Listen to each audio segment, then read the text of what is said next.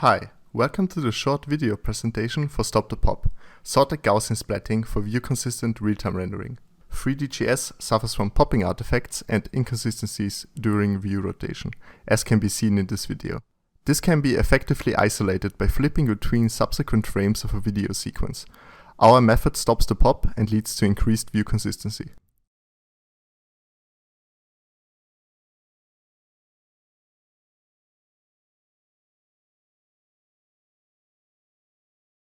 .3D.js uses the projection of each Gaussian's mean onto the view direction of the camera as depth.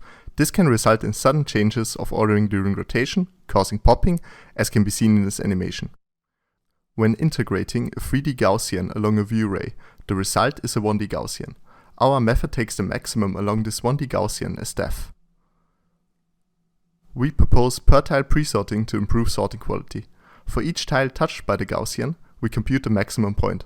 Subsequently, we reconstruct the corresponding ray and compute the depth as detailed before. Per tile pre-sorting reduces sort error, but clearly leads to non-negotiable artifacts at tile boundaries. We propose inserting additional resorting levels during rendering. Consider this toy example with a 1D Gaussian. For easier visualization, we only consider one tile, made up of 256 pixels.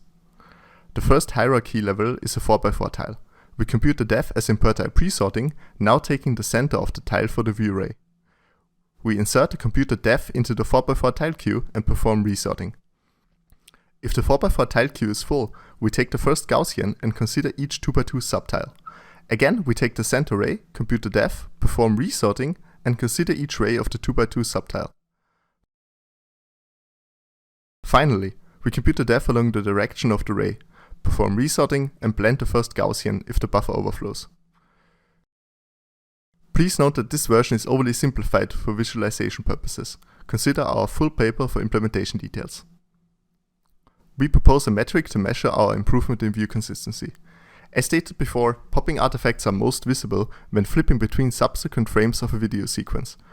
Consequently, we use optical flow to warp the current frame of a video sequence to the subsequent frame, where we then use flip to quantify artifacts. As can be seen, flip is much more reliable compared to a standard mean squared error. Here, we compare flip scores with respect to 3D.js. Our method attains significantly reduced errors. Here, we show video sequences from 3D.js and our method, with flip errors as an overlay.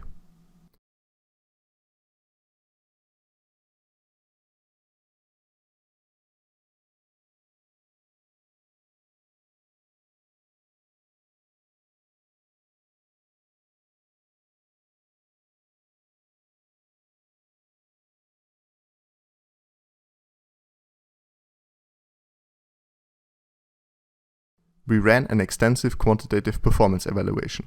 On average, our approach is only 4% slower than 3D.js, with our method outperforming 3D.js for several scenes. This is enabled by several optimizations. Here, we will briefly visualize tile-based culling. Please find more information in the full paper. For each tile touched by each Gaussian, we compute the maximum opacity within the tile. If this value is below the predefined opacity threshold, we discount the Gaussian for this specific tile. Note that we also perform the same optimization for 4x4 subtiles. Here we visualize the number of Gaussians which are considered for each pixel. Tile culling is able to reduce the number of Gaussians effectively. When additionally enabling culling for 4x4 subtiles, the Gaussian count is reduced drastically. We also performed several ablation studies for our approach. We will shortly talk about opacity decay in this video. Our sorted Gaussian splatting algorithm enables a reduction in the number of Gaussians, with similar quality and view consistency. In these circumstances, 3D.js produces even more artifacts.